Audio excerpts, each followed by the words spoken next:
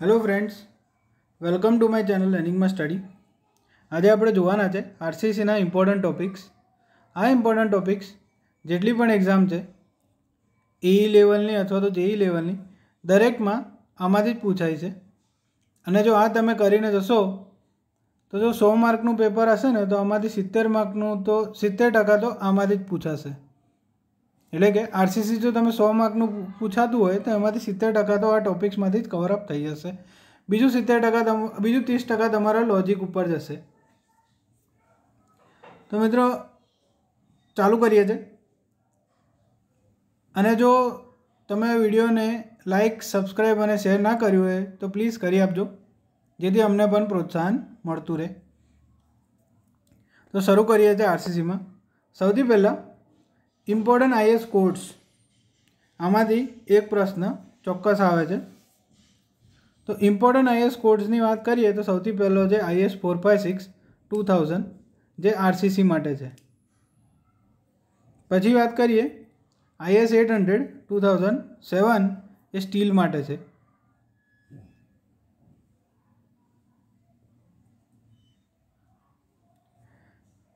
એમાંથી 2007 માટે એલએસએમ અને 1984 માટે ડબ્લ્યુએસએમ છે। એલએસએમ એટલે લિમિટ સ્ટેટ મેથડ, ડબ્લ્યુએસએમ એટલે કે વર્ક સ્ટેટ મેથડ। પછી વાત કરીએ 1343 પ્રી સ્ટ્રેસ કોન્ક્રીટ માટે છે અને 1020 એ ડિઝાઇન મિક્સ માટે છે। 1383 ફાઇન અને કોર્સ એગ્રીગેટ માટે છે અને 875 એ ડિઝાઇન લોડ ઓફ બિલ્ડિંગ માટે છે। હવે આ તમારે આઈએએસ કોડ આટલા યાદ રાખવાના છે। આમાંથી ડાયરેક્ટ પ્રશ્ન આવે છે। આગળ જોઈએ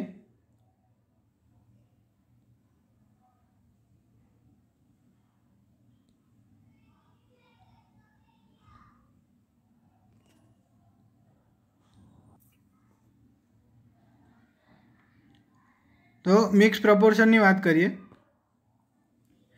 તો એમાં M5 માટે 1:5:10 છે, M10 માટે 1:36 છે, M15 માટે 1:4 છે અને M20 માટે 1:3 છે। આ તમારે કોન્ક્રીટ મિક્સ યાદ રાખવાના છે। આ આગળના સિમેન્ટ અને કોન્ક્રીટના આરસીસીના જે ઇન્ટ્રોડક્શન લેક્ચર હતા તેમાં પણ મેં જણાવેલું હતું। હવે પછી વાત કરીએ તો એક ડાયરેક્ટ 1 માર્કનો પ્રશ્ન દરેક વર્ષમાં લગભગ પૂછાયેલો જ છે। એ છે કે કેરેક્ટરિસ્ટિક કોમ્પ્રેસિવ સ્ટ્રેન્થ એટલે કે કોન્ક્રીટની સ્ટ્રેન્થ કેટલા સુધીની હોવી જોઈએ। તો એમાં આપણે વાત કરીએ તો જે એની સ્ટ્રેન્થ હોય એનું રિઝલ્ટ 5% કરતાં વધારે ફેલ ના થવું જોઈએ। પછી જે કોન્ક્રીટની મીન સ્ટ્રેન્થ છે એની મીન સ્ટ્રેન્થ તેના 50% રિઝલ્ટ કરતાં ફેલ ના થવી જોઈએ। એટલે તમે જ્યારે કોન્ક્રીટને ટેસ્ટિંગ કરો તો જો એની કેરેક્ટરિસ્ટિક કોમ્પ્રેસિવ સ્ટ્રેન્થ ચેક કરતા હોય તો 5% કરતાં તેના ટેસ્ટ રિઝલ્ટ ફેલ ના થવા જોઈએ। અને જો તમે એની મીન સ્ટ્રેન્થ ચેક કરતા હોય તો 50% કરતાં રિઝલ્ટ ફેલ ના થવા જોઈએ।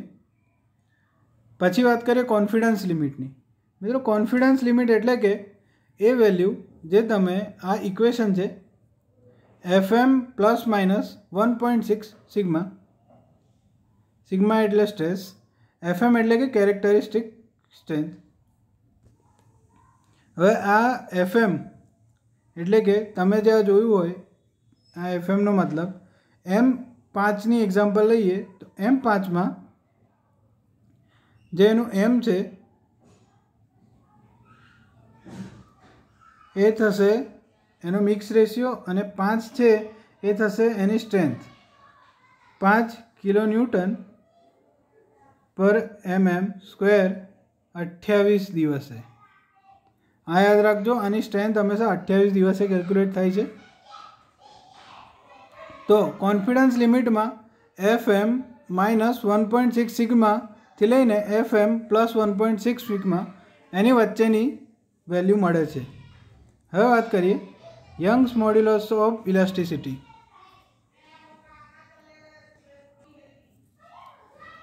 Young's modulus of elasticity concrete માટે 5000 √ FCK છે. FCK શું લેવાનું? તો FCK તમે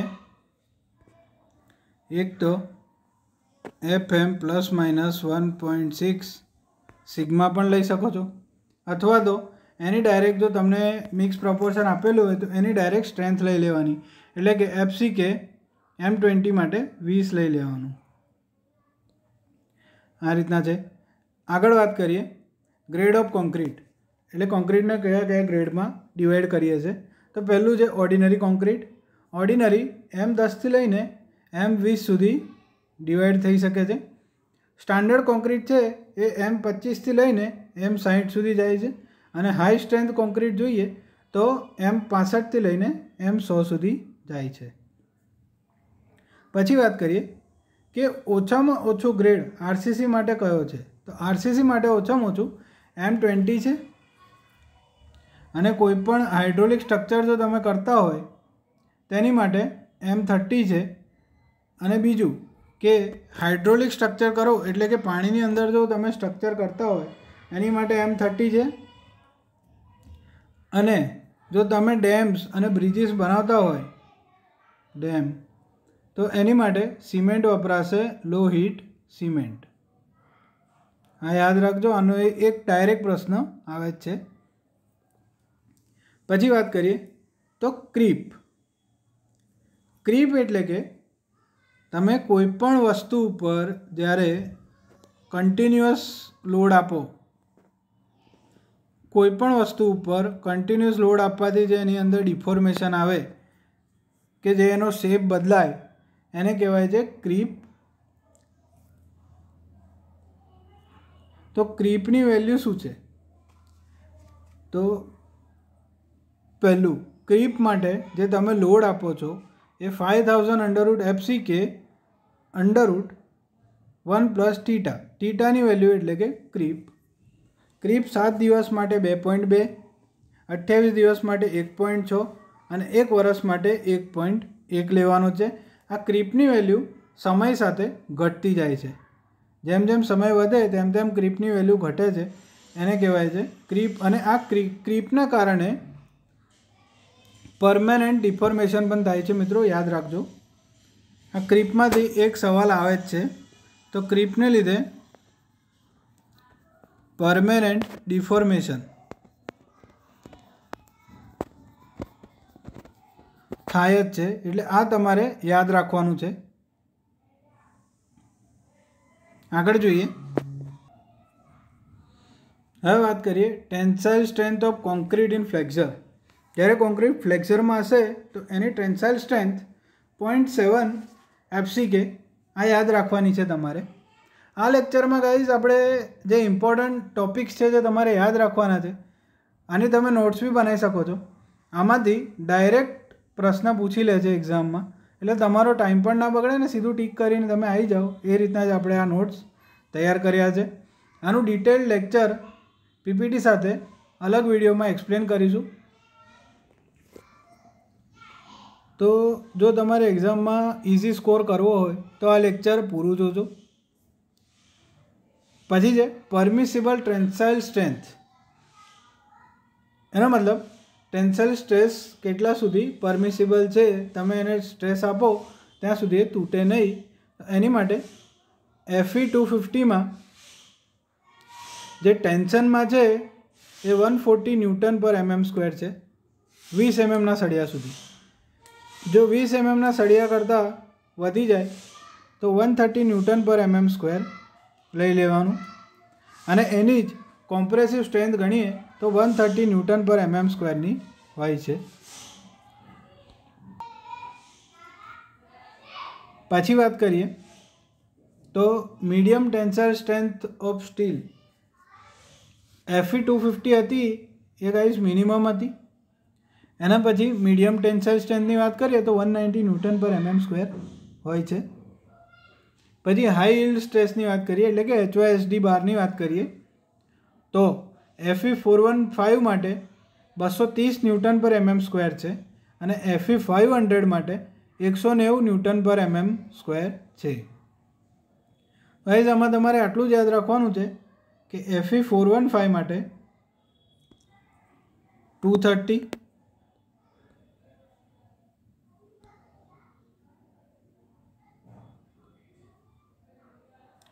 Fe415 માટે 230, 500 માટે 190 અને Fe250 માટે 140 20 mm સુધી અને બીજું કોઈ બી પૂછે તો 130. આ તમે યાદ રાખશો એટલે તમારો 1 માર્ક પાક્કો. આગળ આપણે જોઈએ નોમિનલ કવર, એટલે કે કોન્ક્રીટિંગ કર્યા પછી કોન્ક્રીટિંગ દરમિયાન તમારે કેટલા એમએમનું કવર છોડવું પડે સળિયા અને ફોર્મવર્કની વચ્ચે. અને ગાઈસ એક વસ્તુ યાદ રાખજો કે આ કવર છોડવાનું કારણ એટલું જ છે કે તમે જે કોન્ક્રીટિંગ કરતા હોય તો સળિયાને એટમોસ્ફિયર એટલે કે વરસાદ, વેધર એ બધાથી બચાવવા માટે અને બીજું કે એને આગ અને બીજા બધા જે કેમિકલ ઇફેક્ટ થાય છે તેનાથી બચાવવા માટે નોમિનલ કવર છોડવામાં આવે છે. નોમિનલ એટલે કે ઓછામાં ઓછું કવર. તો પહેલી વાત કરીએ તો એક્સપોઝર કન્ડિશન ઉપર ડિસાઇડ થાય છે. એક્સપોઝર કન્ડિશન એટલે કે તમારું કોન્ક્રીટ અથવા તો તમારું સ્ટ્રક્ચર કઈ જગ્યાએ બનેલું છે. પહેલી વાત કરીએ માઇલ્ડ એક્સપોઝર. માઇલ્ડ એક્સપોઝર એટલે કે તમારા કોન્ક્રીટ ઘરની અંદર કોન્ક્રીટિંગ જે થાય એને માઇલ્ડ એક્સપોઝર કહેવાય, જેની ઉપર વરસાદ અથવા તો બીજી કોઈ પણ એટમોસ્ફિયરિક વસ્તુની અસર ના થતી હોય તેને માઇલ્ડ એક્સપોઝર કહેવાય છે. એની માટેનું નોમિનલ કવર છે 20 mm અને એનો ગ્રેડ છે M20. પછી વાત કરીએ મોડરેટની. મોડરેટ એટલે કે જેની ઉપર વરસાદી અસર થતી હોય તો તેનું મિનિમમ કવર છે 30 mm અને ગ્રેડ છે M25. સિવિયરની વાત કરીએ તો દરિયા કિનારા નજીક હોય અથવા તો કોઈ ફેક્ટરી નજીક હોય જ્યાં એની ઉપર ઘણું બધું ક્ષાર લાગતો હોય તો સિવિયર કન્ડિશન આવે છે. એ M45 mm વાપરીએ છીએ અને M30 એનો ગ્રેડ લઈએ છીએ. બહુ સિવિયર એટલે કે દરિયાની કિનારે તો હોય પણ દરિયાને પણ ટચ થતું હોય પાણીને તો એને બહુ સિવિયર કહેવાય છે. એ 50 mmનું કવર છોડીએ છીએ અને મિનિમમ ગ્રેડ છે M35. અને એક્સ્ટ્રીમ કન્ડિશન આપણે કહીએ તો સીધું દરિયાના પાણીમાં જ જો કન્સ્ટ્રક્શન કરતા હોય એને કહેવાય છે એક્સ્ટ્રીમ કન્ડિશન. એ 75 mm લઈએ છીએ કવર અને M40નો ગ્રેડ વાપરીએ છીએ. હવે વાત કરીએ નોમિનલ વેલ્યુ ઓફ કવર, એટલે કે કેટલા એમએમનું કવર કયા સ્ટ્રક્ચર માટે આપણે વાપરીએ છીએ. તો પહેલું છે સ્લેબ. સ્લેબમાં 20 mmનું કવર વાપરીએ છીએ આપણે. બીમ લઈએ તો બીમમાં 25 mm, કોલમમાં 40 mm અને ફાઉન્ડેશનમાં 50 mmના કવર વાપરીએ છીએ. આ તમારે યાદ રાખવાના છે, આમાંથી પ્રશ્ન આવે જ છે. આગળ વાત કરીએ minimum grade of concrete used in construction. કે ભાઈ કન્સ્ટ્રક્શન કરીએ તો એમાં જે ઓછામાં ઓછો કોન્ક્રીટનો ગ્રેડ વપરાય છે એ કયો હોય છે. તો પહેલો લઈએ M15 PCC માટે, કારણ કે તમારે PCCમાં એટલી બધી સ્ટ્રેન્થ નથી જોઈતી એટલા માટે PCC માટે M15નો વપરાશ થાય છે. M20નો વપરાશ RCCમાં થાય છે, એટલે કે આપણા જેટલા પણ સ્લેબ, બીમ, કોલમ, કાસ્ટિંગ થાય છે એ બધામાં M20નો વપરાશ થાય છે. વોટર ટેન્ક પાણીની ટાંકી માટે પણ M20 વપરાય છે. અને PCC એટ સી લેવલ એટલે કે દરિયા કિનારે PCC કરો એમાં પણ M20 વપરાય છે. બીજું RCC એટ સી વોટર એટલે કે દરિયાના પાણી જોડે જો તમે કોઈ RCC કરતા હોય તો એમાં M30 વપરાય છે. પ્રી ટેન્શન કોન્ક્રીટિંગ કરતા હોય એટલે કે પ્રી સ્ટેજ સ્લેબ કાસ્ટ કરતા હોય અથવા તો પ્રી ટેન્શન સ્લેબ કાસ્ટ કરતા હોય તો એમાં M40નો ગ્રેડ વપરાય છે. અને પોસ્ટ ટેન્શન સ્લેબ કરતા હોય તો એમાં M30નો ગ્રેડ વપરાય છે. આ ગાઈઝ આ ગ્રેડ પણ તમારે યાદ રાખવાના છે. હવે વાત કરીએ RCCના જેટલા પણ બીમ ડિઝાઇન થાય છે એ બધા હુક સ્લોપના આધારે ડિઝાઇન થાય છે. હુક સ્લોપ અને એના આધાર પર જે બીમ ડિઝાઇન થાય છે એ આ રીતના હોય છે કે ઉપરનો જે પણ ભાગ છે એ કોમ્પ્રેશન ગણાય છે અને નીચેનો જે ભાગ છે એ ટેન્શન ગણાય છે. હવે સિંગલી રેઇન્ફોર્સ બીમની વાત કરું તો એમાં ફક્ત ટેન્શનમાં જ સળિયા આપેલા હશે, કોમ્પ્રેશનમાં કોઈ સળિયા નહીં હોય.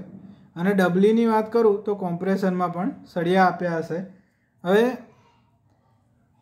સિંગલી બીમમાંથી ડબલી બીમમાં જવાનું કારણ એટલું જ હોય છે કે જ્યારે ટેન્શનમાં જે સળિયા આપ્યા હોય છે તે સળિયા લોડ તે સળિયાના સહનશક્તિ કરતાં વધી જાય છે, ત્યારે કોમ્પ્રેશનની અંદર સળિયા આપવામાં આવે છે એ ટેન્શન લોડને ડિસ્ટ્રીબ્યુટ કરવા માટે. તો એ જ છે. હવે વાત કરીએ તો એક ખૂબ પૂછાતા પ્રશ્નની લીવર આર્મ.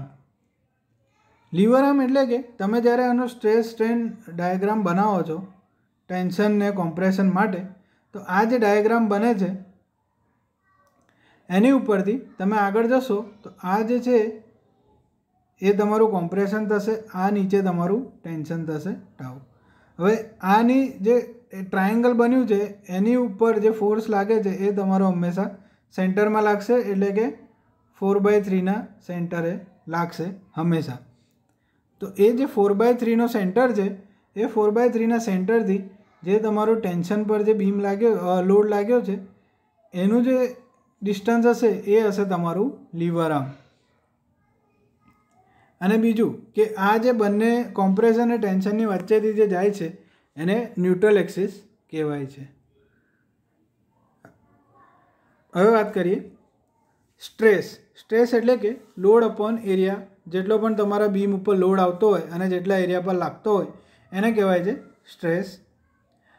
ન્યુટ્રલ એક્સિસ જે હોય છે, જે વચ્ચેની એક્સિસ હોય છે ન્યુટ્રલ એક્સિસ, આ જે લીટી વચ્ચે જાય છે તેને ન્યુટ્રલ એક્સિસ કહેવાય છે. ન્યુટ્રલ એક્સિસ પર હંમેશા સ્ટ્રેસ 0 હોય છે અને જેને એક્સ્ટ્રીમ ફાઇબર કહેવાય, એટલે કે જે આ ઉપરની અને નીચેની જે દરી કહેવાય એની ઉપર હંમેશા સ્ટ્રેસ વધારે હશે.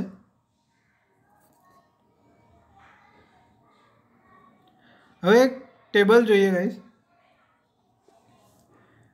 આ ટેબલ છે કે કેટલી સ્ટ્રેન્થ કોન્ક્રીટને આપી શકાય છે. તો એની વાત કરીએ તો પહેલું છે બેન્ડિંગ સ્ટ્રેસ, ડાયરેક્ટ સ્ટ્રેસ અને એવરેજ બોન્ડ સ્ટ્રેસ. તો બેન્ડિંગ સ્ટ્રેસની વાત કરીએ સિગ્મા CBC. તો M10 માટે 3 છે, M15 માટે 5 છે, M20 માટે 7 છે, M25 માટે 8.5 છે, M30 માટે 10 છે, M35 માટે 11.5 છે, M40 માટે 13 છે, M45 માટે 14.5 છે અને M50 માટે 16 છે. એની જ વાત કરીએ આગળ તો ડાયરેક્ટ સ્ટ્રેસ છે, એટલે કે ડાયરેક્ટ જે તમારા બીમ ઉપર જે સ્ટ્રેસ લાગતો હોય લોડને લીધે એની વેલ્યુ છે 2.5, 4, 5, 6, 8, 9, 10, 11 ને 12. એવરેજ બોન્ડ સ્ટ્રેસની વાત કરીએ. બોન્ડ સ્ટ્રેસ એટલે કે જે કોન્ક્રીટ અને સ્ટીલની વચ્ચે જે તમારો સ્ટ્રેસ લાગતો હોય એને બોન્ડ સ્ટ્રેસ કહેવાય છે. તો 0.6, 0.8, 0.9, M30 માટે 1, M35 માટે 1.1, M40 માટે 1.2, M45 માટે 1.3 અને M50 માટે 1.4. હવે ગાઈઝ આને યાદ રાખવાની એક સિમ્પલ ટેકનિક છે જે મેં આમાં લખી છે નોટ્સમાં, કે તમને સપોઝ આપેલો હોય M15નું તમારે વેલ્યુ કાઢવાની છે, તો સીધું એટલું કરવાનું sigma CBC is equal to 15/3. 15/3 કરશો એટલે સીધું તમને 5 જવાબ મળી જશે. જેવો 5 જવાબ મળે -1 કરી દો એટલે તમને ડાયરેક્ટ સ્ટ્રેસ મળી જશે 4. બરાબર છે. આ રીતના તમે આ બંને ટેબલની વેલ્યુ ફાઇન્ડ કરી શકો છો. આ જે ડાયરેક્ટ સ્ટ્રેસ અને બોન્ડ સ્ટ્રેસ છે એ બંનેની વેલ્યુ તમને આની ઉપરથી સીધી મળી જશે. અને એવરેજ સ્ટ્રેસ છે એમાં ફક્ત તમારે એટલું જ કરવાનું છે કે 0.6થી ચાલુ કરવાનું છે અને દરેકમાં 2 ઘટાડતા જશો એટલે તમને અંદાજિત વેલ્યુ મળી જશે એવરેજ બોન્ડ સ્ટ્રેસની. તો MCQ માટે જો તમે કરતા હોય તો શોર્ટ ટ્રીક વાપરજો તો વધારે યાદ નહીં રાખવું પડે. હવે વાત કરીએ મોડ્યુલર રેશિયોની. तो मॉड्यूलर रेशियोनी एक स्टांडर्ड फॉर्म्युला है 280/280/3 સિગ્મા CBC। तो આપણે જે ફાઇન્ડ કરી આગળ સિગ્મા CBC એની વેલ્યુ ગુણ્યા 3 ભાગ્યા 280 કરશો એટલે મોડ્યુલર રેશિયો મળી જશે। અને બીજું કે મોડ્યુલર રેશિયો જ્યારે ક્રીપ તમે કન્સિડર કરતા હોય તો જો ક્રીપ કન્સિડર કરતા હોય તો શું થશે, સ્ટીલનું જે તમારો ફોર્મ્યુલા છે FY 1 + θ अपॉन FCK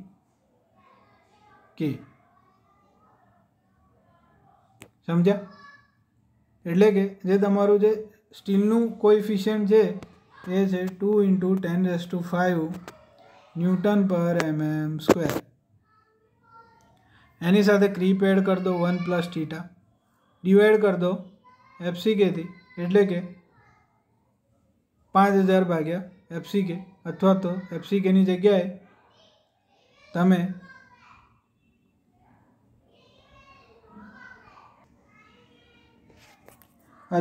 FCK ની જગ્યાએ તમે સિગ્મા C પણ લખી શકો છો। કોન્ક્રીટનું કોએફિશિયન્ટ છે 5000 / FCK એટલે તમને મોડ્યુલર રેશિયો મળી જશે। આગળ વાત કરીએ तो load on concrete and steel એટલે કે સ્ટીલની ઉપર જે લોડ પડતો હોય અને કોન્ક્રીટ ઉપર જે લોડ પડતો હોય તો ટોટલ લોડ શું થશે, ટોટલ લોડ થશે સિગ્મા CAC। જો હવે જેમ આપણે આગળ જોયું સિગ્મા C એટલે કે load upon area PC upon AC। तो आने हूँ PC ना टर्म में लखूँ एटले के लोड ना टर्म में लखूँ तो शू थाय सिग्मा CAC। तो ये अहींया लखेलू है sigma CAC plus sigma SAS एटले के कोन्क्रीटनो लोड प्लस स्टीलनो लोड ए बनीने थशे टोटल लोड। तो ए ज छे। अने जो फक्त कोन्क्रीटना टर्म्स में जो तमारे फाइंड करवुं होय तो शू थशे, तो सिग्मा C ये तो कॉमन रहेशे, सिग्मा AC अने जे स्टीलनुं छे तेने पण तमारे कोन्क्रीटना टर्म्स में जो लखवुं होय तो एमां थशे के मॉड्यूलर रेशियो गुण्या AS करशो एटले के कोन्क्रीटना टर्म्स में आखी वेल्यू तमारी आई जशे। हवे वात करीए डेप्थ ऑफ न्यूट्रल एक्सिस एटले के न्यूट्रल एक्सिस तमारी केटली डेप्थ पर आवे छे। सपोजिंग के आ बीम है अने आ न्यूट्रल एक्सिस तमारी जाए छे, अहींया कॉम्प्रेशन है, अहींया टेन्शन है। तो आनी जे डेप्थ है ये तमारे फाइंड करवी होय तो कई रीतना करशो। तो एनु इक्वेशन है सिग्मा CBC × D। D एटले के तमारी जे बीमनी डेप्थ हती मीन डेप्थ जेने कहेवाय के अहींया 3 जे सळिया लाग्या था अहींयाथी लईने आ सळिया सुधीनी जे डेप्थ होय ए तमारी डेप्थ थाय अने आ जे छे ए तमारो कैपिटल D छे एटले टोटल डेप्थ थाय। तो एने लईए तो sigma CBC × D upon sigma CBC plus sigma ST। Sigma ST एटले के स्टील उपर लागतो स्ट्रेस प्लस सिग्मा CBC एटले के कोन्क्रीट पर लागतो स्ट्रेस गुण्या मॉड्यूलर रेशियो एनी ज वेल्यू पर गुण्या D। हवे आने लईए तो K આપણે डिनोट करीए छे आने। हवे कोई स्टांडर्ड वेल्यू आपेली छे तमने कि ग्रेड ऑफ स्टील उपरथी तमे डायरेक्ट K नी वेल्यू लखी सको छो। तो Fe 250 माटे 0.40 छे,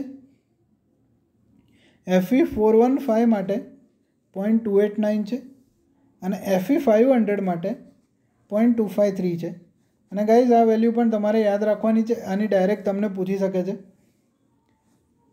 તો Fe 250 માટે 0.40, Fe 415 માટે 0.289 અને Fe 500 માટે 0.253 કેની વેલ્યુ એને તમે ડેપ્થથી મલ્ટીપ્લાય કરો એટલે કે તમને direct depth of neutral axis મળી જશે। હવે વાત કરીએ તો જે ન્યુટ્રલ એક્સિસ છે એની જે તમને વેલ્યુ મળે, તો જે એકચ્યુઅલ ન્યુટ્રલ એક્સિસ છે અને જે ક્રિટિકલ ન્યુટ્રલ એક્સિસ એટલે કે એ એક્સિસ જ્યાં તમારું સ્ટ્રક્ચર કાં તો સ્ટીલમાં ફેલ થશે કાં તો કોન્ક્રીટમાં ફેલ થશે, એને કહેવાય છે ક્રિટિકલ ન્યુટ્રલ એક્સિસ. તો જોઈએ આપણે તો ક્રિટિકલ ન્યુટ્રલ એક્સિસ જો સ્ટીલની કોન્ક્રીટ કરતાં ઓછી હોય, એટલે કે આ સ્ટીલ છે, તો જે ન્યુટ્રલ એક્સિસ હશે એ જો સ્ટીલ કરતાં ઓછી હશે ન્યુટ્રલ એક્સિસની વેલ્યુ, તો તમારું અંડર એન્ફોર્સ્ડ સેક્શન કહેવાશે. એટલે કે કોન્ક્રીટ વધારે છે, સ્ટીલનું પ્રમાણ ઓછું છે, તો સ્ટ્રક્ચર સૌથી પહેલાં એની લિમિટ સ્ટીલમાં અટેન કરી લેશે અને કોન્ક્રીટમાં હજુ પણ લિમિટ અટેન નહીં કરે, એટલે કે સ્ટ્રક્ચર સ્ટીલમાં ફેલ થઈ જશે. તો એને કહેવાય છે ડક્ટાઇલ ફેલિયર. બીજું છે કે બંને ન્યુટ્રલ એક્સિસ સરખા ઉપર છે, એટલે કે બેલેન્સ સેક્શન થશે, અને જો બેલેન્સ સેક્શનમાં ફેલિયર થાય તો બંને સ્ટીલ અને કોન્ક્રીટ બંને એની લિમિટ પર જોડે આવે અને એને કહેવાય છે બ્રિટલ ફેલિયર. હવે વાત કરીએ કે સ્ટીલ કોન્ક્રીટ કરતાં વધારે છે, સ્ટીલની જે એમાઉન્ટ છે એ કોન્ક્રીટ કરતાં વધારે છે, તો ઓવર એન્ફોર્સ્ડ સેક્શન કહેવાશે અને એમાં બ્રિટલ ફેલિયર થશે. હવે જોઈએ કે લીવર આર્મ. હવે જે આપણે એક્સએ ફાઇન્ડ કર્યું છે, એટલે કે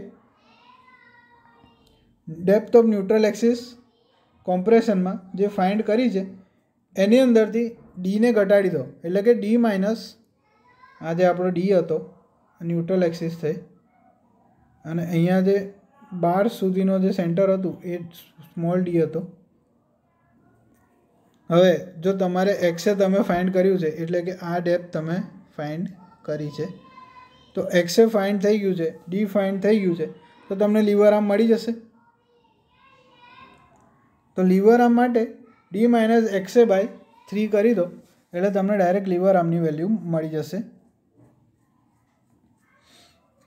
હવે વાત કરીએ મોમેન્ટ ઓફ રેઝિસ્ટન્સની. તો મોમેન્ટ ઓફ રેઝિસ્ટન્સ એટલે કે તમારા બીમની લોડ સહન કરવાની ક્ષમતા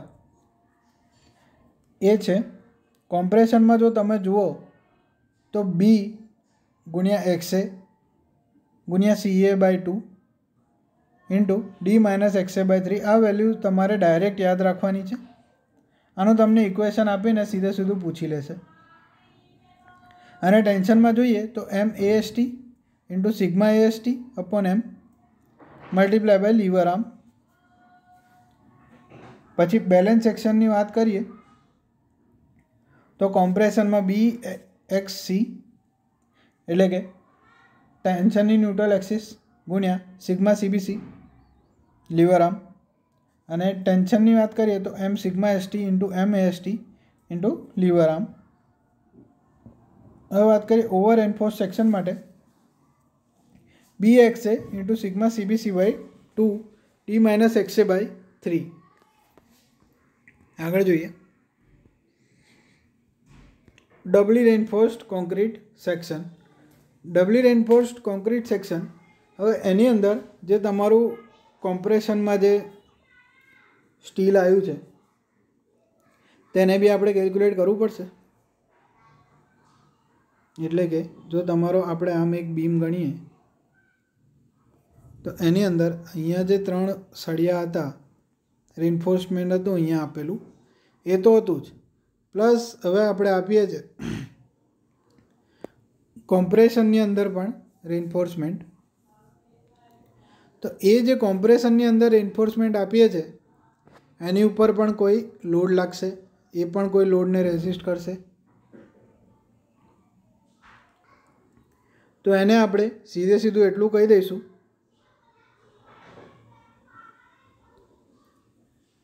કે જો કોમ્પ્રેશનમાં રેઝિસ્ટ કરતો હોય તો કોમ્પ્રેશન ઝોન જો હોય તો AS 1.5 મોડ્યુલર રેશિયો ASC એટલે કે એરિયા ઓફ કોમ્પ્રેશન ઝોન એની જોડે મલ્ટીપ્લાય કરી દઈશું, એટલે તમને ડાયરેક્ટ એનું ટેન્શન મળી જશે. હવે વાત કરીએ ક્રિટિકલ ન્યુટ્રલ એક્સિસ. તો ક્રિટિકલ ન્યુટ્રલ એક્સિસ એ સિંગલી અને ડબલીની સેમ જ છે. X c equal to K D. Actual depth of neutral એક્સિસની વાત કરીએ તો આ જે છે આ તમારું કોમ્પ્રેશન માટે છે અને આ જે છે એ તમારું ટેન્શન માટે છે. તો આપણે જોઈશું કે ન્યુટ્રલ ડેપ્થ કરવું હોય અને બેલેન્સ સેક્શન માટે કરવું હોય તો ટેન્શનની ન્યુટ્રલ એક્સિસ અને કોમ્પ્રેશનની ન્યુટ્રલ એક્સિસ સેમ હશે. તો એને જ ઇક્વલ ટુ કરી દઈશું તો આપણને સીધી આ એક્સની વેલ્યુ મળી જશે અને એ જે એક્સની વેલ્યુ મળી એ જ તમારી ડેપ્થ ઓફ ન્યુટ્રલ એક્સિસ ગણાશે. હવે વાત કરીએ કે આની અંદર પણ જે બેલેન્સ સેક્શન ઓવર એન્ફોર્સ અને અંડર એન્ફોર્સ સેક્શન હોય છે તેની. તો પહેલું છે કે સ્ટીલ અને આરસીસી બંને એક સાથે જ્યારે ફેલ થશે તો બેલેન્સ સેક્શન.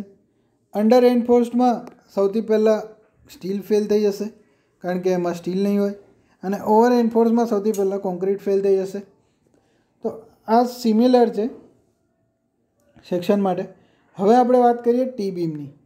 તો ટી બીમમાં જે એનું ઇફેક્ટિવ લેન્થ છે આખા બીમની જે લેન્થ છે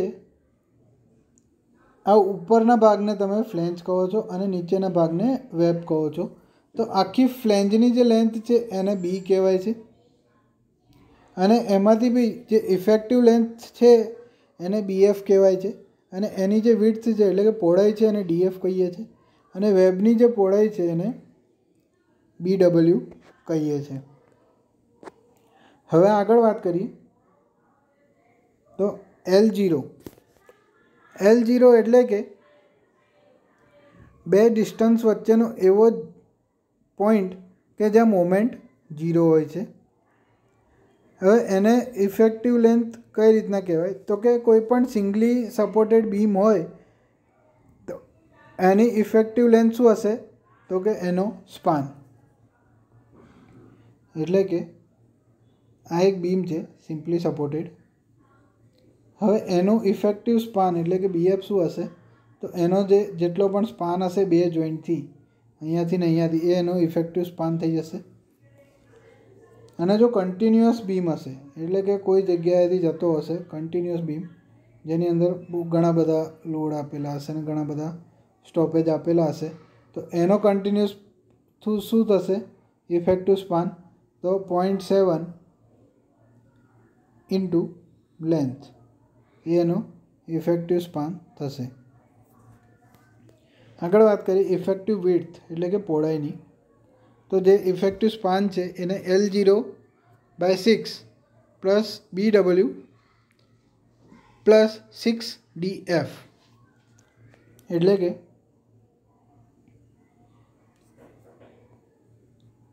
L0/6 એટલે કે તમારો જે પોઈન્ટ છે એના ભાગ્યા 6 કરી દેવાના એટલે કે આ જે બીએફ છે એના ભાગ્યા 6 પછી BW પ્લસ 6DF આટલું કરશો એટલે તમને ઇફેક્ટિવ વિડ્થ મળી જશે. અથવા તો જે એની એકચ્યુઅલ વિડ્થ ઓફ ફ્લેંજ છે એ તમે લઈ લેજો. પછી આઇસોલેટેડ ટી બીમની વાત કરીએ તો L0/6 પ્લસ 4 પ્લસ BW અથવા તો એકચ્યુઅલ વિડ્થ ઓફ ફ્લેંજ. પછી એલ બીમની વાત કરીએ તો એલ બીમમાં તમારે કશું નથી કરવાનું, ફક્ત ને ફક્ત જે ટી બીમ માટે જે ફોર્મ્યુલા આપી છે એના ભાગ્યામાં 2 મલ્ટીપ્લાય કરી દેવાના છે એટલે 6 મલ્ટીપ્લાય બાય 2 એટલે 12. તો જો L0/12 plus BW plus 3DF સીધો જવાબ આવી જશે. અને આઇસોલેટેડ માટે પણ સેમ કરવાનું છે.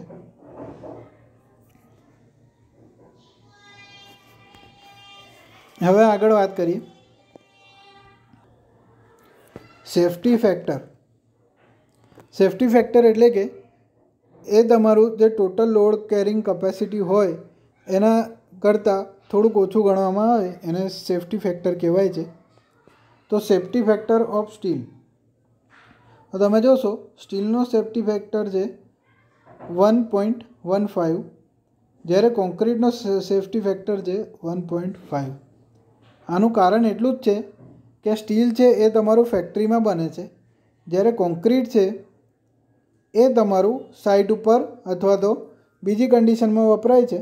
એટલે બીજી કન્ડિશનમાં બને છે જ્યાં ના તો એનું ફિક્સ લેબોરેટરી જેવું ધ્યાન રાખવામાં આવે છે અથવા તો લેબોરેટરી મટિરિયલ્સ પણ નથી વપરાતા, એટલા માટે એનું સેફ્ટી ફેક્ટર થોડુંક વધારે રાખવામાં આવ્યું છે. હવે વાત કરીએ તો લોડ કોમ્બિનેશન્સની. તમે જ્યારે સ્ટ્રક્ચર ડિઝાઇન કરતા હોય ત્યારે તમારે 3 ટાઈપના લોડ મેજર ધ્યાનમાં રાખવા પડે છે. પહેલું ડેડ લોડ, બીજો લાઈવ લોડ અને ત્રીજો વિન્ડ લોડ અથવા તો અર્થક્વેક લોડ.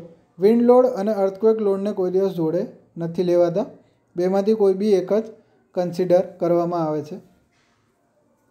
તો જોઈએ તો load as per limit state of collapse, એટલે કે તૂટી જવાનું જે લિમિટ સ્ટેટ હોય એની ઉપર આપણે જો ડિઝાઇન કરીએ તો dead load plus live load હોય એની માટે જોઈએ તો ડેડ લોડ 1.5, લાઈવ લોડ 1.5 અને વિન્ડ લોડ 1 લેવાનો છે. Dead load plus wind load હોય તો 1.5 ઓર 0.9 લેવાનું છે. 0.9 ત્યારે લેવાનો છે જ્યારે તમારો ડેડ લોડ ઓછો આપ્યો હોય અથવા તો મૂવેબલ લોડમાં કન્વર્ટ થઈ જતો હોય ત્યારે એને 0.9 લેવાનો છે. એમાં લાઈવ લોડ નથી ગણવાનો અને વિન્ડ લોડ 1.5 લેવાનો છે.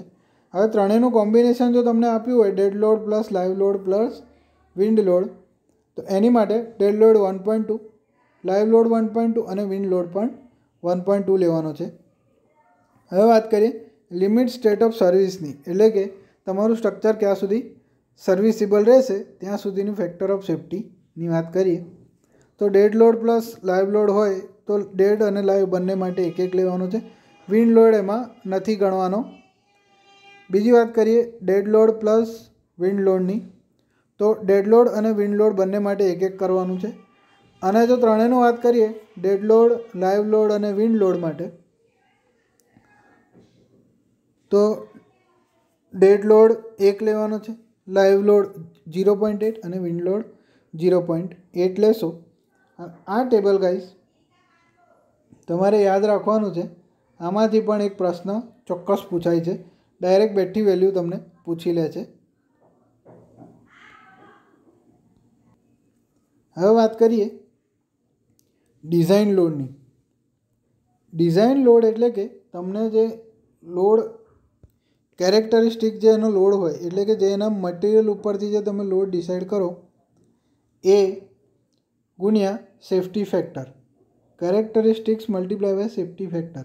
એટલે કે તમે એક્ઝામ્પલ આપો, કોઈ 100 કિલો ન્યૂટન માટે ડિઝાઇન કરતા હોય, 100 કિલો ન્યૂટન પર mm² માટે જો ડિઝાઇન કરતા હોય તો 100 ગુણ્યા કોન્ક્રીટ કરતા હોય તો ગુણ્યા 1.5 કરો, એટલે કે 150 કિલો ન્યૂટન માટે તમારે ડિઝાઇન કરવું પડે. એ થયો ડિઝાઇન લોડ. હવે વાત કરીએ ડિઝાઇન સ્ટ્રેન્થની, એટલે કે તમારા સ્ટ્રક્ચરની ડિઝાઇન સ્ટ્રેન્થ કેટલી મળશે. તો એની માટે કરવાનું છે કે કેરેક્ટરિસ્ટિક સ્ટ્રેન્થ ઓફ મટીરિયલ, એટલે કે તમે એની અંદર જેટલું પણ મટીરિયલ વાપર્યું છે એ બધાની ટોટલ સ્ટ્રેન્થ કેટલી થશે ભાગ્યા ફેક્ટર ઓફ સેફ્ટી, એટલે કે ફેક્ટર ઓફ સેફ્ટી, એટલે કે તમે આને ડિવાઈડ કરશો એટલે તમને સીધી ડિઝાઇન સ્ટ્રેન્થ મળી જશે કે કોઈએ આ સ્ટ્રક્ચર કેટલી સ્ટ્રેન્થ માટે ડિઝાઇન કરેલું છે. હવે જોઈએ કે ડિઝાઇન સ્ટ્રેન્થ ફોર સ્ટીલ. હવે સ્ટીલ માટે કેટલું ડિઝાઇન સ્ટ્રેન્થ થશે, તો સીધું કરવાનું છે કે FYની વેલ્યુ એટલે કે 2 × 10⁵ છે, પણ આમાં આપણે હમણાં fyની વેલ્યુ નથી લેવાની, સીધી ફોર્મ્યુલા મૂકી દેવાની છે કે fy એટલે કે characteristic of strength of material ભાગ્યા 1.15. આને જો તમે ડિવાઈડ કરશો તો સીધો જવાબ આવશે 0.875 fy. એ જ તમારી ડિઝાઇન સ્ટ્રેન્થ હશે સ્ટીલની. અને કોન્ક્રીટ માટે જો વાત કરીએ તો FCK ભાગ્યા 1.5. હવે M20 માટે જો FCK આપણે લઈએ તો કેટલું થશે 20, પણ આપણે એ હમણાં નથી ગણવાનું. આપણે ડાયરેક્ટ FCK ભાગ્યા 1.5 એટલે કે તમને મળશે 0.67 FCK. સીધો જવાબ મળી જશે. હવે જો કોન્ક્રીટની આપણે વાત કરીએ તો કોન્ક્રીટ માટે આપણે જ્યારે ક્યુબ કાસ્ટ કરીએ છીએ સાઇટ ઉપર, તો જે ક્યુબ હોય છે તેની ફેક્ટર ઓફ સેફ્ટી પણ ગણવી પડે છે. એટલા માટે 0.67 FCK ભાગ્યા 1.5 કરવાનું. તેનો જવાબ આવશે 0.446 FCK. આ જે વેલ્યુ છે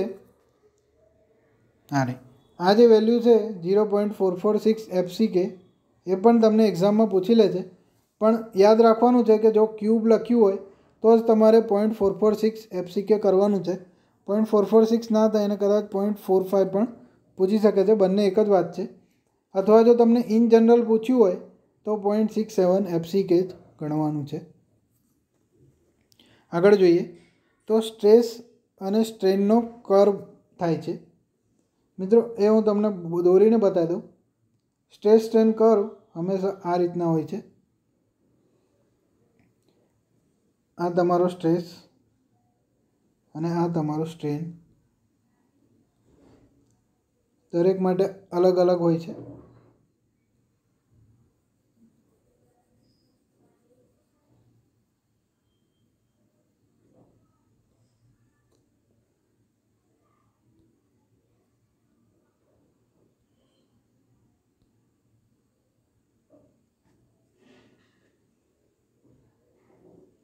આમ એક કર્વ બને છે જેની અંદર પહેલું તો આમ જાય છે અને બીજી સ્ટ્રેટ લાઈન થઈ જાય છે.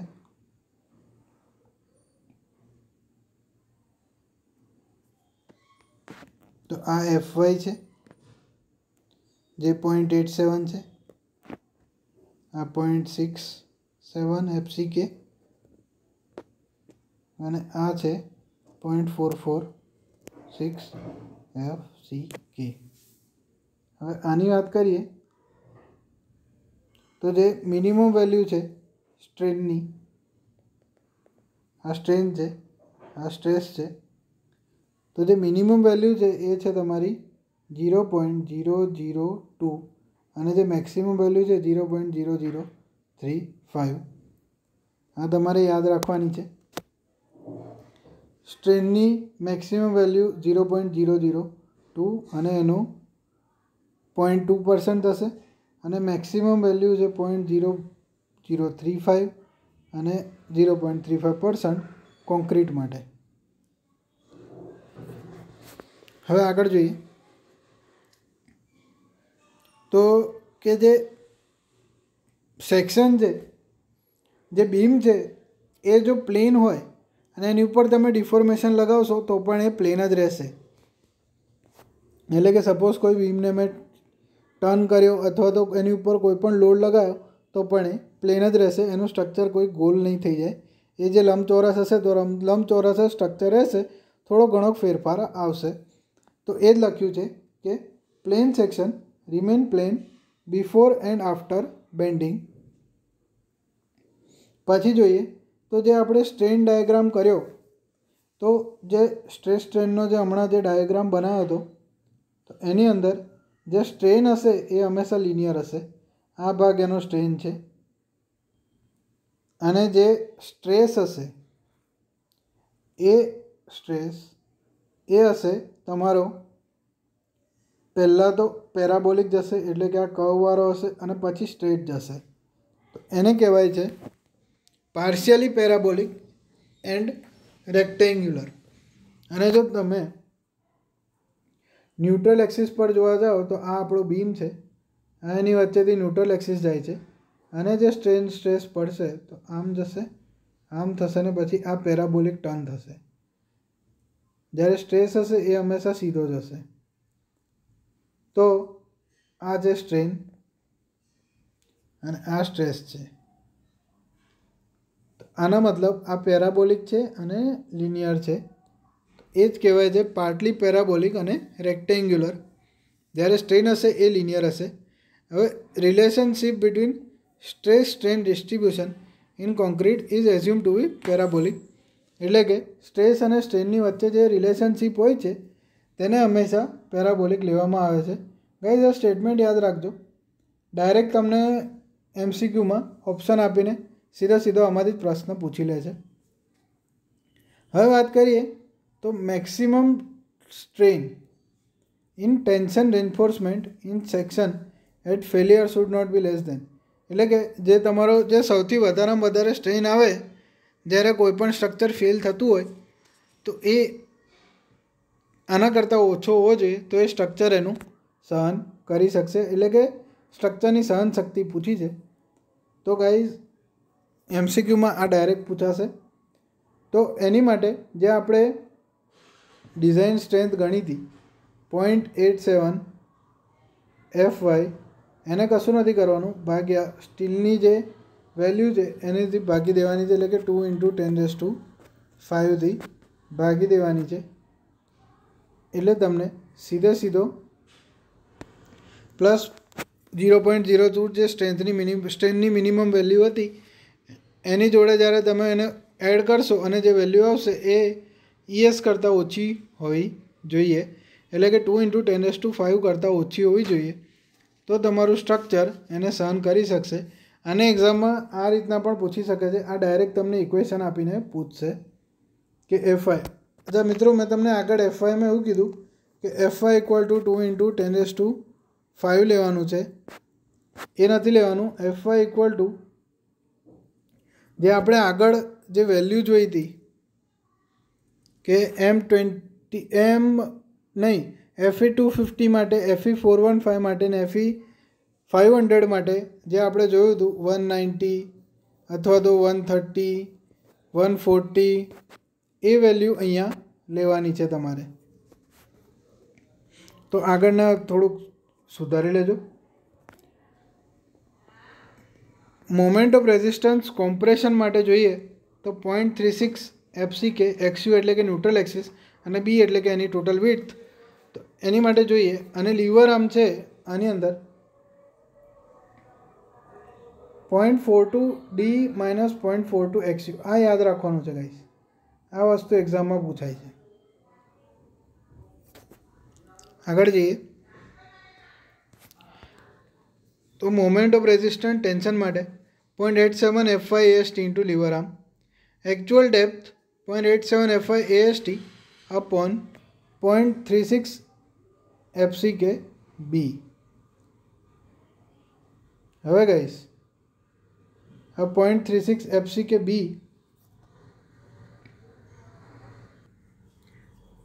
એ છે તમારું મોમેન્ટ ઓફ રેઝિસ્ટન્સ કોમ્પ્રેશન માટે.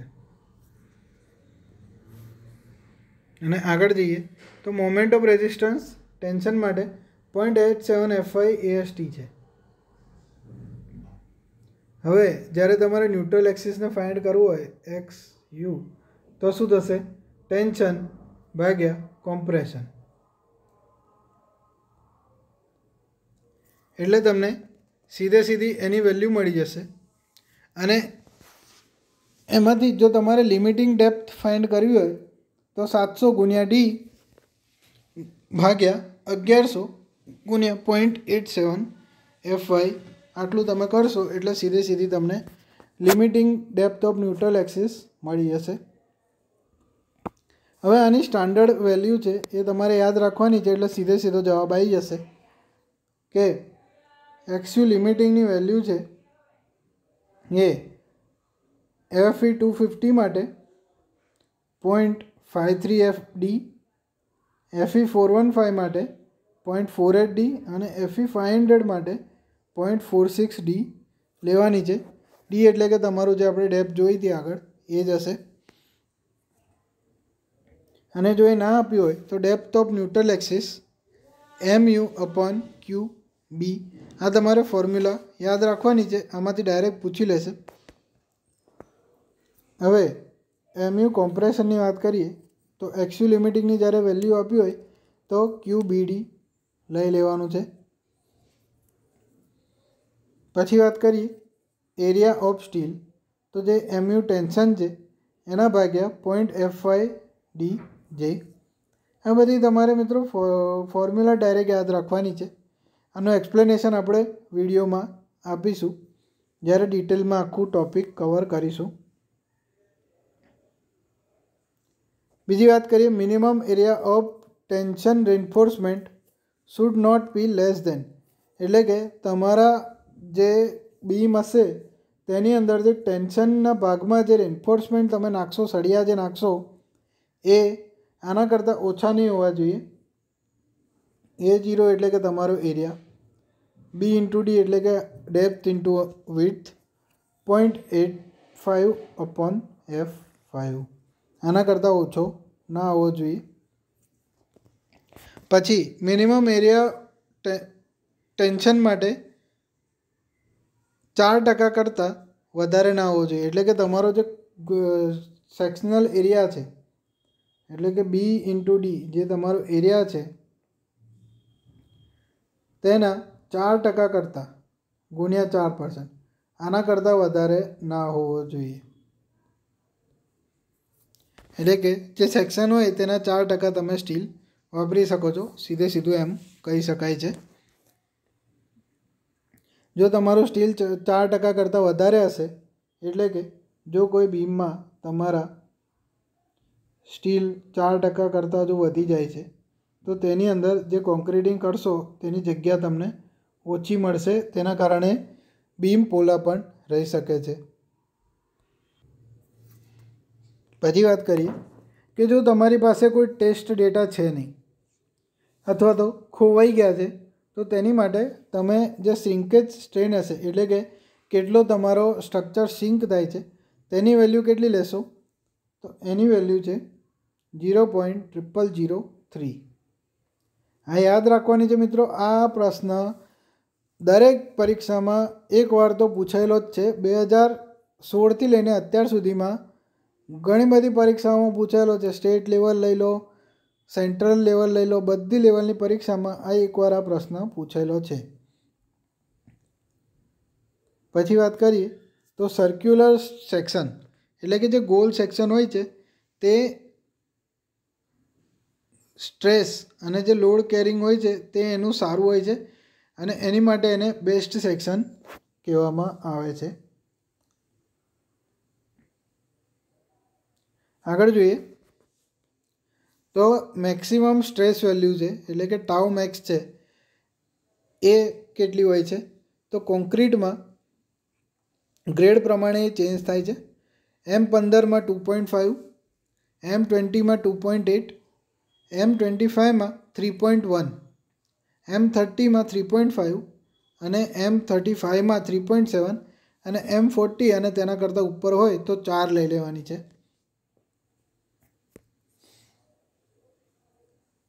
હવે આ વેલ્યુઝ ગાઈઝ તમારે યાદ રાખવાની છે. M15 માટે 2.5, M20 માટે 2.8, M25 માટે 3.1, M30 માટે 3.5, M35 માટે 3.7 અને M40 માટે 4 અથવા તો એની ઉપર પણ 4. હવે જોઈએ કે જે મેક્સિમમ સ્પેસિંગ છે એટલે કે જે વધારામાં વધારે તમે જગ્યા છોડી શકો છો શેની માટે, તો સ્ટીરપ્સ માટે. સ્ટીરપ્સ એટલે કે આપણે જે કોઈ બી બીમમાં જે આડી રિંગ આપીએ છીએ, જે આ રીતના જે રિંગ આવે છે સ્ટીલની, આ બે વચ્ચેની જે ડિસ્ટન્સ હોય છે તે, તો એ લેવામાં આવે છે 0.75D. 0.75 ડી એટલે કે જે તમારી ટેપ થશે એ, અથવા તો ડાયરેક્ટ ડી લઈ લેવામાં આવે છે જે તમારું ઇન્ક્લાઇન્ડ હોય અથવા તો 45 ડિગ્રી પર જે રિંગો બનતી હોય આ રીતના જે ઇન્ક્લાઇન્ડ રિંગ્સ બને છે એ રિંગ માટે તમે ડાયરેક્ટ ડી લઈ શકો છો.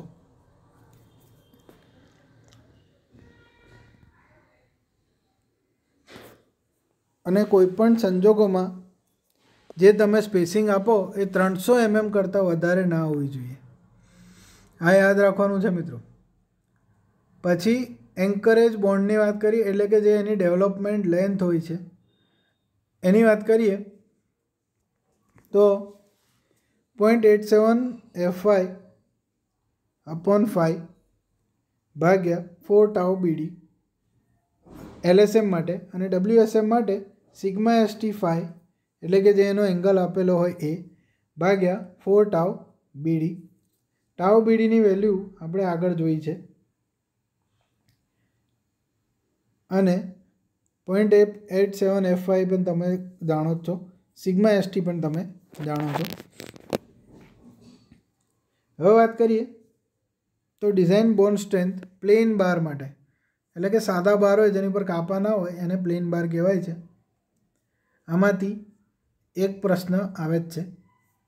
તો ગ્રેડ ઓફ કોન્ક્રીટ જો M20 માટે હોય તો 1.2, M25 માટે હોય તો 1.4, M30 માટે હોય તો 1.5, M35 માટે હોય તો 1.7 અને M40 અથવા તો એની ઉપર હોય તો 1.9. અને જો આની અંદર જ આપણે ડિફોર્મ બાર લઈએ તો આ જ બધી વેલ્યુને 60% વધારી દો તો ડિફોર્મ બાર થઈ જશે. અને જો આ જ બારને આપણે કોમ્પ્રેશનમાં લઈએ તો એ જે 60% વેલ્યુ જે આપણે વધારી છે તેની અંદર બીજા 25% ઉમેરી દેવાના, એટલે કે તમારું કોમ્પ્રેશન માટે જવાબ આવી જશે. હવે ડેવલપમેન્ટ લેન્થનું ચેક કરવાનું છે. તો ડેવલપમેન્ટ લેન્થ એ તમારી મોમેન્ટ ઓફ રેઝિસ્ટન્સ ભાગ્યા જે એનું વોલ્યુમ હોય વત્તા જેની ઇફેક્ટિવ લેન્થ હોય એના કરતાં ઓછી હોવી જોઈએ, અથવા તો એના જેટલી હોય તો તમારી ડેવલપમેન્ટ લેન્થ કરેક્ટ આપી છે તમે. હવે બેન્ડ્સની વાત કરીએ તો બેન્ડ માટે ઓછામાં ઓછું 4D એટલે કે 4 ઇન્ટુ જે સળિયાનો ડાયામીટર હોય એ થી લઈને 16 વધારેમાં વધારે 16 ગુણ્યા ડી કરવાનું છે 45 ડિગ્રીના બેન્ડ માટે. પછી હૂકની વાત કરીએ, યુ ટાઈપનો હૂક, એક બેન્ડ આ રીતના અપાશે, આ જે બેન્ડ છે, અને બીજો એક બેન્ડ અપાશે આ રીતના જેનો હૂક કહેવાશે. તો એ હશે 16 ગુણ્યા ડી એટલે કે 16 ગુણ્યા તમારા જે બી જે એલિમેન્ટ હશે એનો ડાયામીટર, જે સ્ટીલનો સળિયો હશે એનો ડાયામીટર, એની ઉપરથી તમે યુ હૂક કરી શકશો. બરાબર છે. હવે જો વાત કરીએ લોંગ કોલમ અને શોર્ટ કોલમની, તો લોંગ કોલમ કોને કહેવાય? તો લોંગ કોલમ એટલે કે જેનો સ્લેન્ડરનેસ રેશિયો 12 કરતાં વધારે હોય તો આપણે એને લોંગ કોલમ કહીએ છીએ, અને જેનો સ્લેન્ડરનેસ રેશિયો 12 કરતાં ઓછો હોય એને આપણે શોર્ટ કોલમ કહી દઈએ છીએ. આ તમારે યાદ રાખવાની છે 12 વેલ્યુ. હવે સ્લેન્ડરનેસ રેશિયો એટલે શું?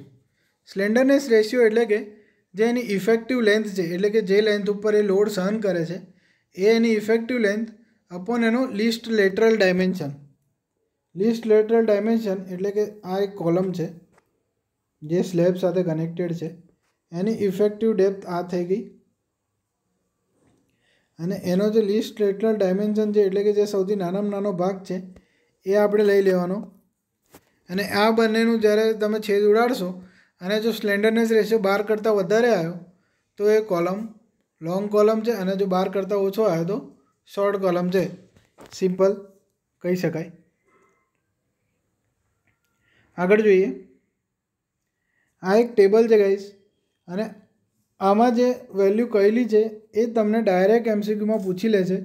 એક આખું સ્ટેટમેન્ટ જ, જેમ કે આ એ પોઈન્ટ આપેલો છે તો એ પોઈન્ટના હિસાબે આખો એ પોઈન્ટ લખીને તમને એની વેલ્યુ પૂછી લે છે ઇફેક્ટિવ લેન્થની કોલમની. અને એ જ તમે ટીક કરીને આવી જાઓ, તમારો સીધો આન્સર બની જશે. એ રીતના એક ટેબલ આપેલું છે મેં તમને. તો જોઈએ, પહેલું છે કે effectively held in position and restrained against rotation in both hands. એટલે કે તમારો કોઈ બીમ છે એ ફિક્સ્ડ છે, જેની અંદર ના તો મોમેન્ટ આવે છે ના તો બીજું કંઈ આવે છે.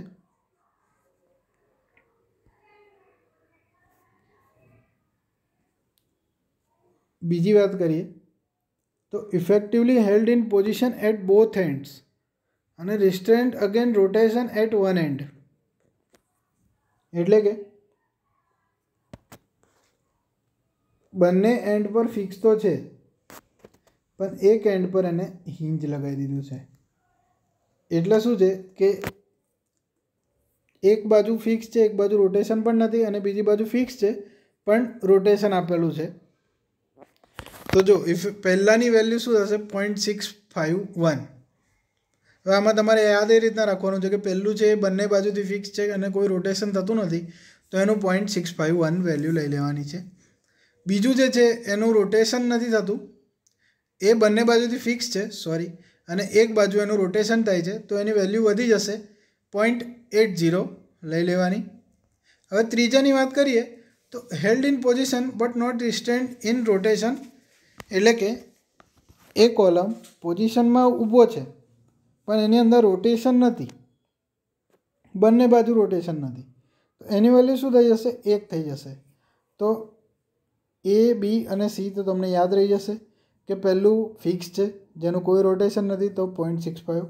એક ભાગને આપણે રોટેશન આપ્યું એક સાઈડને, તો 0.80, અને બંને સાઈડને આપણે રોટેશન આપ્યું તો 1.00, એટલે કે 1 જ લેવાય. પછી DEF એની વાત કરીએ તો restrained again rotation at one end also effectively held in position in one end. એટલે કે રોટેશન આપેલું છે અને એ ભાગ આખો ફ્રી જ છે, એટલે કે આ ફિક્સ છે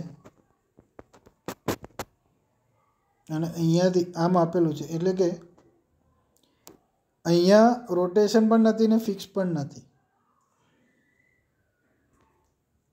એટલે કે આ ઇઝીલી અહીંથી અહીંયા બેન્ડ થઈ શકે છે. તો એની વેલ્યુ લઈએ તો 1.2. Held in one place but not held in position and distance again rotation. એટલે કે એકદમ જ ફ્રી છે, એક બાજુથી ખાલી પકડી રાખ્યો છે, બીજી બાજુથી આખો ફ્રી બીમ ફરે છે, તો એની વેલ્યુ થશે 1.5. Effectively held in position at one end but not restrained again rotation at other end. એટલે કે નીચે જે ફિક્સ હતું તેની અંદર બી એ લોકોએ હિંજ આપી દીધી છે, એટલે બીમ આખો ફ્રી જ છે, તો એનું 2 લઈ લેવાય. અને effectively held in position and restrained again rotation in one end but not held in position not. એટલે બધી બાજુથી આખો કોલમ જે ફ્રી હોય તો એને 2 લઈ લેવાય છે. હવે આમાં ગાઈસ તમારે આ 3 વેલ્યુ એ ખાસ યાદ રાખવાની છે અને આ 2 વેલ્યુ એ પણ ખાસ યાદ રાખવાની છે. આ 5 વેલ્યુમાંથી અત્યાર સુધીના બધા મેજર પ્રશ્નો તમને પૂછાઈ ચૂકેલા છે. આગળ જોઈએ તો minimum percentage of still in column. પેલું જે મિનિમમ પર્સન્ટેજ સ્ટીલ આપણે જે 4% આગળ જોયું એ બીમ અને સ્લેબ માટે હતું. આની વાત કરીએ તો minimum percentage of still in column તો 0.8% લેવામાં આવે છે. અને જો વધારેમાં વધારેની વાત કરીએ તો જો કોલમમાં લેપિંગ કરી હોય, એટલે કે કોલમમાં એક સળિયા જોડે બીજો સળિયો જોઈન્ટ કરેલો હોય તો એની માટે 4% લેવાય છે, અને જો લેપિંગ ના કર્યું હોય તો 6% લેવામાં આવે છે.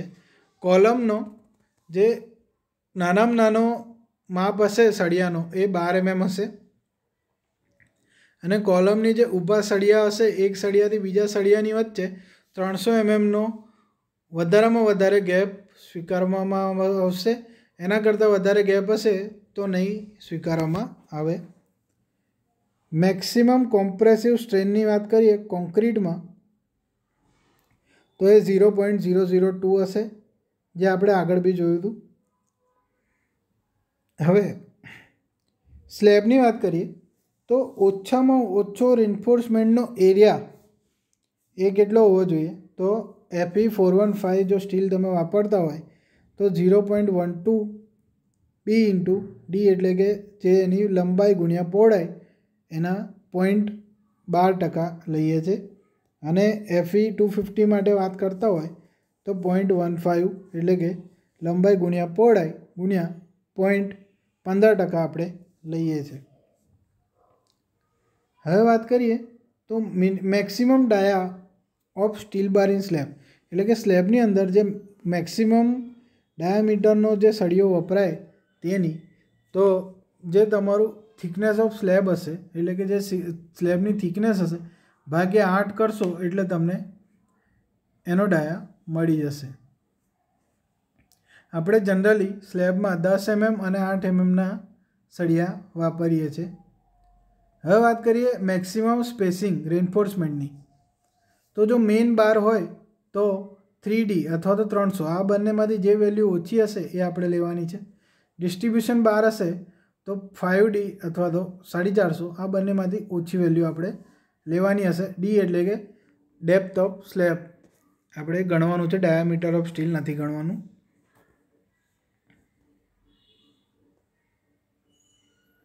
હવે બીજું એક ટેબલ છે, effective length of cantilever beam. એટલે ગાઈસ કેન્ટિલીવર બીમ હોય એની ઇફેક્ટિવ લેન્થ કેટલી હશે, તો એની અંદર સિમ્પલ છે કે જો સપોર્ટ સાદો કેન્ટિલીવર બીમ હોય કે એક જ સપોર્ટ ઉપર જ આખો બીમ જોઈન્ટ હોય અને એન્ડ ઉપર ફ્રી હોય તો 0.85 ઇન્ટુ જે એની લેન્થ હોય ટોટલ એ તમારે લઈ લેવાની છે. પછી બિલ્ડ ઇન એટ સપોર્ટ અને distance again torsion at the end. એટલે કે સપોર્ટ ઉપર ફિક્સ હોય અને જે એનું ટોર્શન મુવમેન્ટ હોય ત્યાં પણ રિસ્ટેન કર્યું હોય, એટલે આગળના ભાગમાં કોઈ ચંતર અથવા તો કંઈ કર્યું હોય એની માટે તો 0.75 ઇન્ટુ જે એની લેન્થ હશે એ. પછી બિલ્ટ ઇન એટ સપોર્ટ અને distance again lateral deflection and torsion at free end. હવે એની અંદર ડિફ્લેક્શન બી કાઢી નાખ્યું તો 0.5 ઇન્ટુ એલ લઈ લેવાનું છે. પછી ડી ઉપર વાત કરીએ તો કન્ટિન્યુઅસ એટ સપોર્ટ અને અનડિસ્ટન્ટ again torsion at support and free at end. એટલે કે સપોર્ટ ઉપર ફિક્સ છે ત્યાં પણ એને ટોર્શન લાગી શકે છે, એટલે હિન્જ પ્રોવાઈડ કરેલા છે અને આગળના ભાગમાં ફ્રી જ છે તો એની માટે 3 ઇન્ટુ લેન્થ. પછી continuous at support, partial restraint again torsion of support અને ફ્રી એટ એન્ડ. એટલે કે જે હિન્જ હતો એ પાર્શિયલી જ મૂવ કરે અને એક એન્ડ પર ફ્રી હોય તો 2 ઇન્ટુ એલ લઈ લેવાનું. અને continuous at support, restrained again torsion at support અને ફ્રી એટ એન્ડ. એટલે કે એક બાજુ ટોર્શન લાગતો જ નથી અને એક બાજુ ફ્રી છે તો એને સિમ્પલ આપણે એલ લઈ શકીએ છીએ. તો આમાંથી છેલ્લી 3 વેલ્યુ એટલે કે 3L 2L અને એલ એ તમારે યાદ રાખવાની છે. અને પહેલી 3 વેલ્યુ એટલે કે 0.85L, 0.75L અને 0.5L આ તમે ડાયરેક્ટ એક્ઝામમાં પૂછેલી છે. તો ઇન શોર્ટ કહું તો આખું ટેબલ જ તમારે યાદ રાખવાનું છે. આગળ જોઈએ તો IS કોડની ગાઈડલાઈન છે કે પાઇલિંગની વાત કરીએ તો સેફ લોડ કોઈ બી પાઇલ માટે જે તમે અલ્ટિમેટ લોડ ડિઝાઇન કર્યો હોય સ્ટ્રક્ચરનો એના 10% એનો પાઇલ ડાયામીટર લેવાનો છે અને જે લોડ છે એ 50% લેવાનો છે. Safe load of pile May be taken as 2/3 of ultimate load અને ટોટલ સેટલમેન્ટ 12 mm ગણવાનું છે, અથવા તો સેફ લોડ 2/3 લેવાનો છે અને સેટલમેન્ટ 6 mm ગણવાનું છે. આમાંથી જે પણ ઓછું હોય એ તમારે ગણીને લઈ લેવાનું છે. આગળ જોઈએ તો આ એક ખૂબ ઇમ્પોર્ટન્ટ છે આની અંદરથી તમને શું થશે કે કોઈ પણ SF BM ગમે તે આપ્યું હશે તો એક્ઝામમાં સોલ્વ કરવામાં ખૂબ આસાની રહેશે. તો પહેલી વાત કરીએ તો કેન્ટિલીવર બીમ છે જેની ઉપર મોમેન્ટ લાગે છે, તો એકદમ એન્ડ ઉપર શું લાગશે, m × l, l એટલે એની લેન્થ અપોન EI. EIની વેલ્યુ તમને આપેલી હશે એક્ઝામમાં. મેક્સિમમ ડિફ્લેક્શન કરીએ તો મોમેન્ટ ઇન્ટુ લેન્થ એનો સ્ક્વેર અપોન 2EI, અને મેક્સિમમ બેન્ડિંગ મુમેન્ટની વાત કરીએ તો ખાલી મોમેન્ટ લાગે છે એટલે મોમેન્ટ એકલું જ આવશે.